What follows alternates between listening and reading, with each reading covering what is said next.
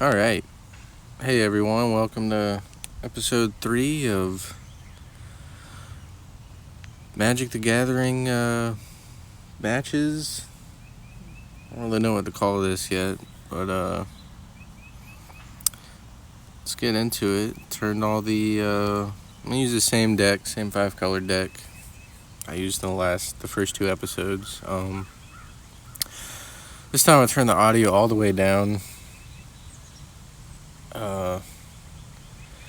To me, on the last video, episode 2 is still kind of loud, so I know I was talking quiet. I'm going to try to talk a little louder, and all the audio is down. Hopefully that'll translate to the screen recording. Alright. So stuck with 2 lands again, but I see some good cards I want. This one will kind of hopefully get me out of the situation of only having the 2 lands. That and this one with the help of that one. I'm going to keep 7 because I think I mentioned in the first video I don't like to do mulligans, but I never really explained why. Because with this deck, I do have 94 plus 7, so 101 cards. I do need to narrow down some cards, thin it out a bit. But even if okay, well that works out. I got my 3rd land, so let me figure out. I'm trying to not explain too much this time because I'm not really sure the exact direction where I want to head in these videos. I do want to give some insight to my strategy and more or less instruction on what I'm doing and the reasons why I build my deck a certain way, why I play certain cards and make certain moves.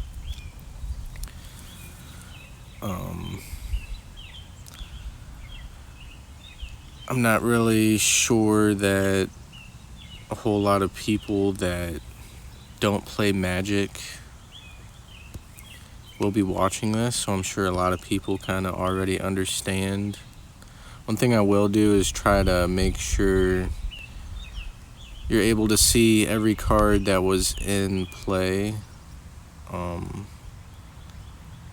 least for a brief second. So if you need to, you can pause the screen and look at the card if you were interested in it. And try not to distract myself too much. Gonna add this oil counter. Yeah, but I like to take mulligans because I'm trying to get, especially with this deck, one strategy is being able to draw a whole bunch of cards, and then this is the card I was talking about last episode. Last game, whenever you draw a card, you gain 2 life. So I'm trying to get as many cards out of the deck as possible. And also with the mulligan, you might have experienced as well. You get a mulligan, and then the hand you get the second time or third time is worse than the first and second time, and then you have to put cards back. So now you're kind of really screwed. No, I don't like that. I needed that card for mana. But I have 4 lands, and this one, it is a colorless mana, but I could add mana now because I got my 2 oil counters, so I'm glad I got that out there early. Oh, thanks, guy. I'm just sitting outside drinking some coffee. Just woke up. Getting the lands I need, so that's good.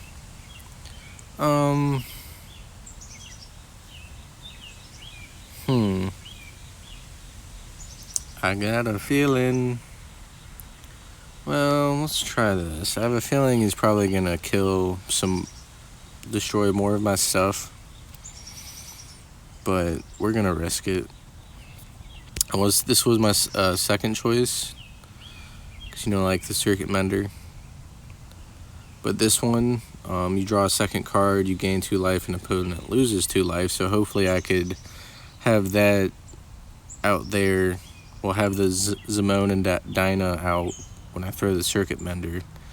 So that way, so he looks like he's trying to trick me. He probably has like a shock or something. So it seems like he's trying. I'm gonna do no blocks. It seems like he's trying to make me think I could probably kill that creature, and then he'll hit me with the instant after he does 3 damage to me. And that's why I waited to throw this one out, to see how it would react to his move. So I'm not doing super great right now. 2, 4, 5. I kind of want to play this one to get some life going. But I think I might wait because I kind of do need some extra blockers. But it would be nice to be able to bring that card back from the dead, so maybe I'll wait. Let's risk it. Let's throw this one out.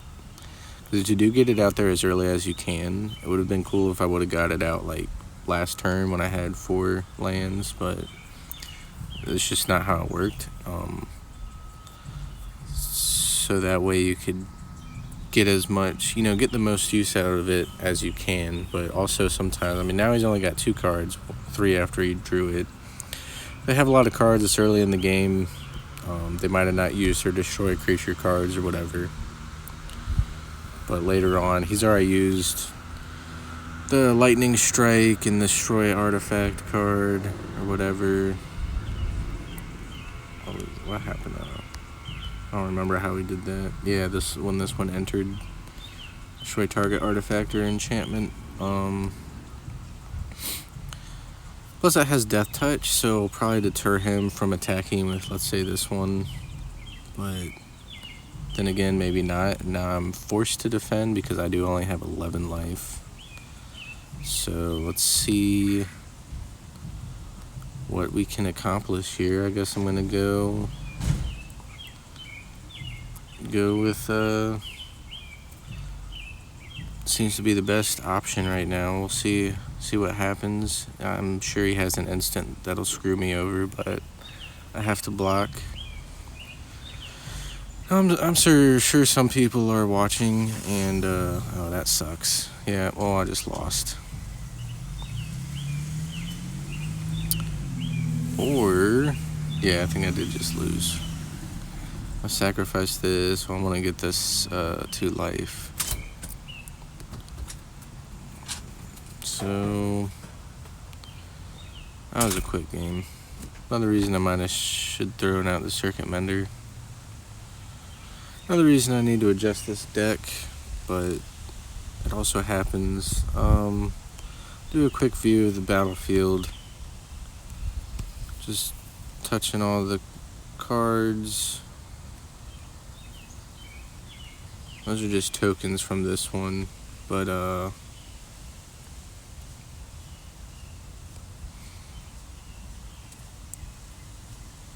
just if you're interested,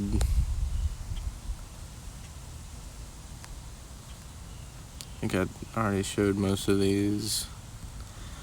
Still kind of trying to figure out the direction I want to take with these videos. But yeah, this one will allow me to add mana. That one I could draw cards eventually.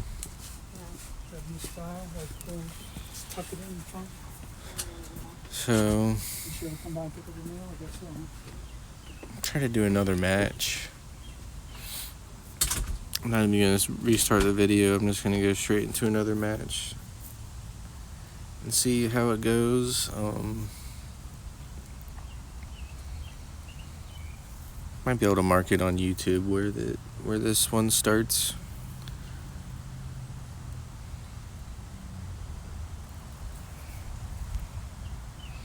Now see, that's how I prefer it to have with the 3 lands, although I only got 2 colors, but I could play this one right away. This is the farewell card I was talking about in earlier episodes, in the legendary creature with the 2 greens. This is a cool battle. I mostly have it just, it is kind of strategic, but I just think it's fucking cool that it has all 5 colors and it's a battle. I'm pretty sure that's the only one in all of Magic the Gathering, which, battles are new. I think it was only in March of the Machine. Hey, hello. That's always nice when people talk to you and are polite. See, I've had a good game just by... Oh, wait, hold on. Gotta think a little bit. I want to get this guy out as quick as I can, so I can start getting my life link. And he has flying, too. So that works out a lot because people don't have flying or reach or a way to destroy it. Or they say, oh, it's just 1/1, so I'm not going to destroy it. So I can get in a couple hits, build up some life early on, and take them down a couple pegs. So see how this goes.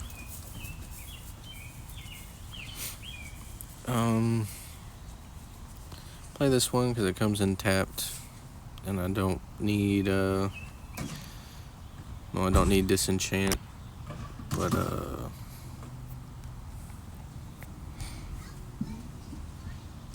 yeah, I don't have any 2 mana cards, so this only adds colorless mana unless it's a legendary spell. Yeah, spell. I was gonna say creature, but you could cast legendary spells with it, or add mana among legendary permanents. Okay, but then it's just the indestructible and hexproof is only for creatures. Gotta watch the Magic is definitely a game you have to pay close attention to the verbiage and the exact words they use. Legendary permanence. Okay, it is permanence. I don't know why I was thinking one time it was only for creatures or only creatures and planeswalkers.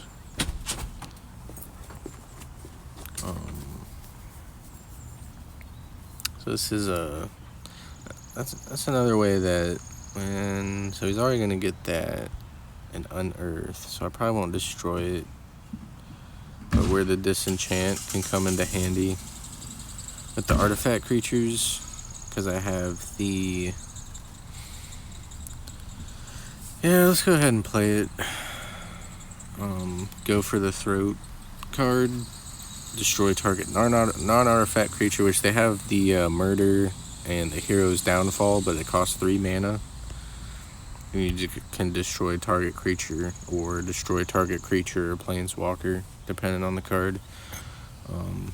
But it costs 3 mana, 1 colorless, 2 black mana. So that also gets you in. If you're playing with 5 colors, I mean, I don't even have 1 black mana out, and that, let alone 2. Sometimes that gets me into a situation where I don't have the 2 black I need, and I can't get rid of the card. And more often than not, it will be a non-artifact creature that you need to destroy. But you've already seen the last game where I wanted to get rid of a creature and couldn't because I didn't have the right card. But it usually works out.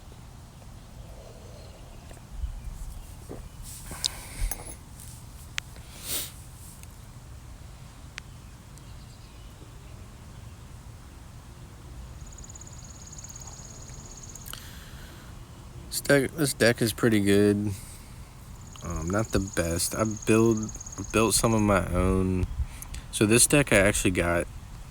What do y'all think? So since it's still early in the game, I have 22 life. I'm gonna get this Timeless Lotus out, get a whole bunch of mana. Hopefully it'll last at least till next turn. And I'm gonna go ahead and or should I wait and block? I'm just gonna attack. And he's probably gonna take some life from me, but that's okay. Because I'm still taking him down that one. Well, he just gained his life back, but which now he's still down 1 less regardless. But that kind of screwed me over too, because he got that second artifact by being able to unearth that, because I destroyed it. But I'm gonna get knocked down quite a bit. Plus I got this one, so I can get +1/+1 counters on my creatures, so that might really help out with this. I might have to use this farewell already, just to get rid of all his creatures to stay in the game, because he's got me for 4, 7, 9, and I'm down to 12. But also, I do have quite a bit of mana. 2, 4, 5. I got 10. So I think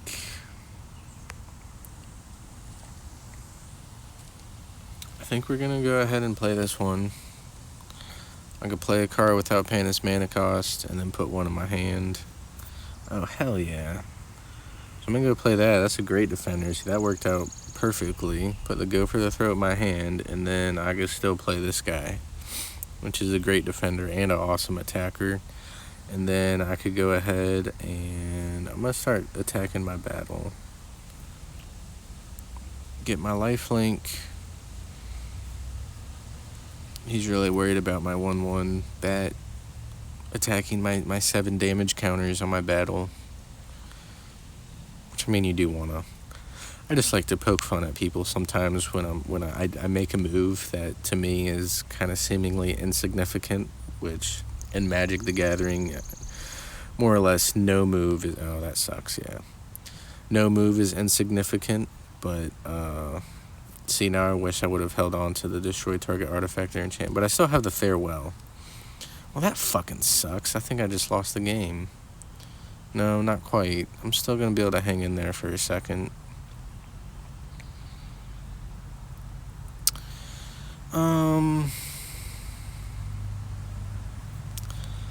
So I'm gonna just do a board wipe. Well, not really, because let's just do this. Let's go ahead and attack. I'm gonna attack my battle. I'm gonna be able to keep my artifact. He doesn't have any enchantments. Oh wait, or what little, you know, I mean, he's really trying to choke me, but can you let me look at his lands, please? Those are enchantments. I just want to double check. I want to get rid of those. I'm gonna go ahead and get rid of the graveyards. So exile all creatures, enchantments, and graveyards. I'll be able to keep my artifact and my battle. And I get my 2 creatures back. So zippity doo dah, zippity day. And he's like, nice, and I'm like, thanks. And I'll go ahead and do this one, since it costs more mana. Although this one would be nice to get the +1/+1 counters.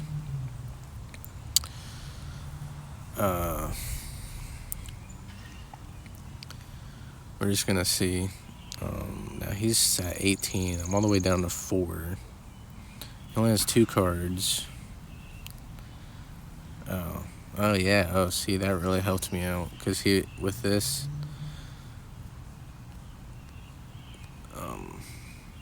turn, yeah, he could have returned a creature to my hand, and with that he could have created a creature token. But this one, if an opponent's permanent enters the battlefield, it doesn't trigger. Their abilities don't trigger. If my permanent enters the battlefield, it'll trigger twice. So I'm going to play this. I'm going to go ahead and attack. I'm going to attack the player because I could play a card. And then I'm going to do that. Because it has vigilance. Hopefully being able to play this card. Oh, hell yeah. I kind of want this one, but I kind of also want the lifelink on this. And then I might be able to pay a whole bunch and get counters, so let's... And then I could have 3 different colored lands, but I think I have enough different colors, so I want to try to get more cards out of my deck with the Evolving Winds.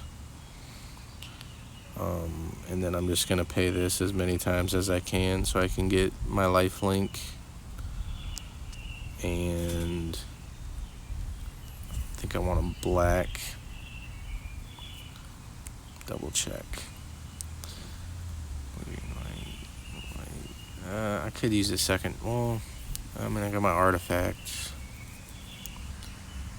I'll just do a red because I know I have that 1 red creature card and it's not legendary.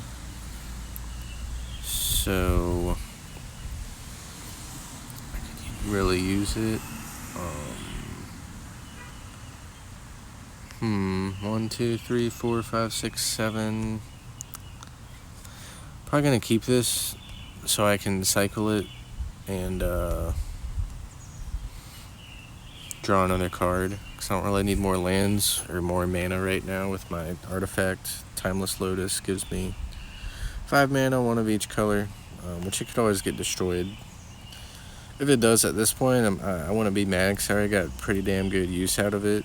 To me, I mean, it costs 5 mana. If you get one use out of it, that kind of sucks because it's kind of just, you didn't really get anywhere. If you can get 2 turns out of it, then you're kind of, you know, I want to say, oh shit, oh fuck, yeah, it's flying. Yeah, I'm a dumbass. Well, anyway.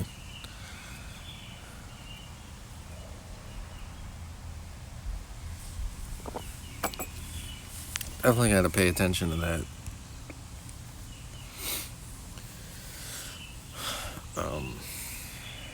That coffee was good. I'm gonna go get a second cup. Hey, I got an orb. Oh, yeah, and think of this thing that just happened today. I had to update the game and then download the extra megabytes. Got 500 gold and the tickets. Let's visit the hideaway. I saw the tickets. I was like, ooh, that sounds cool. It came out with like Modern Horizons 3. I guess it's an alchemy deck or something. Psychic Frogs, Horizon Hideaway. Well, we got 48 days left. Unspent currency after expiration. Well, okay. So this is cool. Oh, it's just in the store. Okay. Well, that's pretty exciting. Got some sleeves and avatar. Oh, you can get a draft token, which, you know, I have like 16 that I haven't used yet, which I probably should. You ever get stuck in a situation where you always feel like you're just constantly preparing for something and never actually do it? I'm at that situation now with playing draft matches. So I'm like, I don't know if I have enough experience. I need to get more familiar with the deck or with the set. I've played I also have lost a lot of gold and some gems playing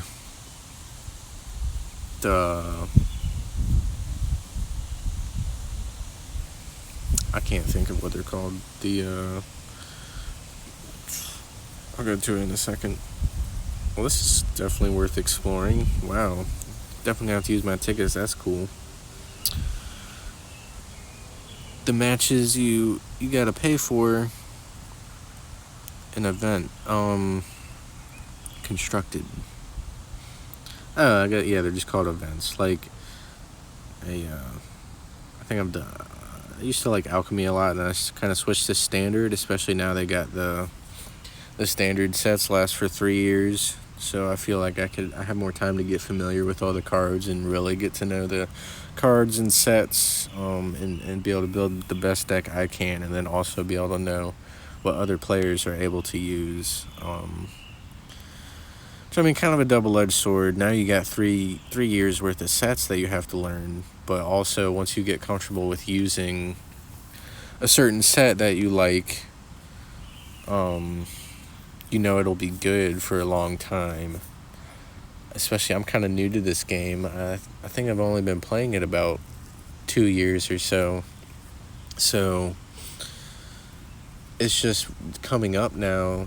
I think this fall, it's 2024, so this fall, some of the cards, I was going to say I grew up with, I started playing with the Neon Dynasty. Some other ones are about to cycle out. Some ones I've been really comfortable with playing, and I know them really well, and if I see them, then I know what they do. I know how to counter them. Well, not literally play a counter, but how to counterattack or counteract the spells they play. But they're about to cycle out. But for the whole time I've known how to use them really well. So now with these new sets coming out, I'm learning them really well. March of the Machine, for example, is one I'm starting to learn really well, and it's a little bit older. I think 2023 summer or sometime. But I'll be able to keep using it for all those years, whereas Alchemy is only 2 years, but then you get to use, Lord of the Rings cards and stuff, which is really cool. But yeah, I tried these events, and it costs money, and you have to get so many wins before so many losses, so it kind of only really makes it worth it I mean, this one with the 1 pack, I think you more or less break even if you pay with gems, because depending on how you look at it, I think a pack is, let's see, is it 100? I don't think it's 200. I think it's 100. Yeah, I think it's just 100. Yeah. Oh no, it's 200. Oh wow. And then the mythic pack. Wait. The mythic pack is 260. Okay. So yeah, 200. So actually, you're kind of if you get that many wins, you're kind of say making money. On the come up. I would do the event versus the traditional event. So you kind of becomes worth it at 4 wins. I mean, I guess really even at 3 wins, you gain 25 gems. But I don't even think I ever got 3 wins before the 3 losses. This is like, I think what it is because of the play-in points with the 7 wins, all the best players are mostly focused on playing these so they can get their 20 play-in points for the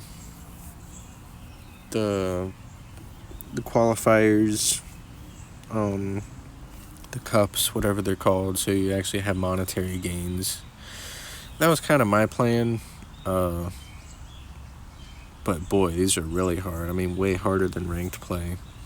So I stopped doing that. I was trying to make some money or some coins, some gems doing it, but it just didn't work out for me, so I kind of stayed away from the events. But I've been buying the pre-release things, so that's how I have 20 play-in points now, and all the draft tokens and some sealed tokens.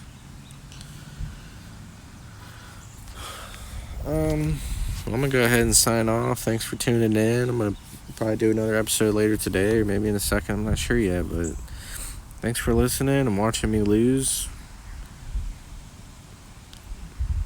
Peace.